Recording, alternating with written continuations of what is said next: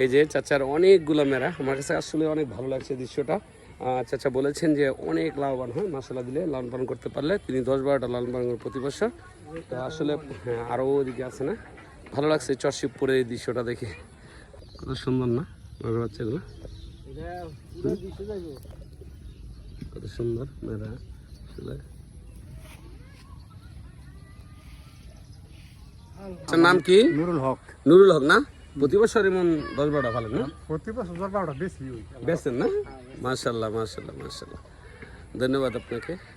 আমি এই মুহূর্তে রয়েছি চরশিবপুরে। হ্যাঁ, তো আঙ্কেলে দেখলাম যে অনেকগুলো মেরা, হ্যাঁ, লালন পালন করতেছেন। কয়টা মেরা মোট আপনার? 6টা। 6টা? আগে কি ফালছিলেন নাকি আগে পাচ্ছি, লাভবান হয়েছিলেন নি? হ্যাঁ আগে পাচ্ছি 10-12টা। তো কেমন লাভবান হয়েছে বছর শেষে? বছর শেষে লাভ তো বহুতই হয়। বহুত হয়? কত ভালো হয় ফালতে পারলে নাকি? ফালতে লাভ হয়। এই বয়সে কি করবেন, ফালতে দিতে পারলেন নাকি? এটাই কাজ। হ্যাঁ, এটাই কাজ। এই যে দেখেন, কি মেয়েরা কি কিছু বলতে চায়, বলবা না কিছু?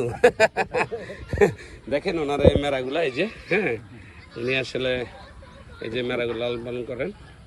আমি দেখাই যে এখানে একটা মোটামুটি হ্যাঁ অনেকগুলো মেয়েরা ওনার, ঠিক আছে। এই যে আমি দেখাচ্ছি উনি লালন পালন করছেন। তিনি বলছেন যে মাসাল্লাহ দিলে ভালো লাভই হয় মেরাত। এই মুহূর্তে আমি রয়েছি চরশিবপুরে।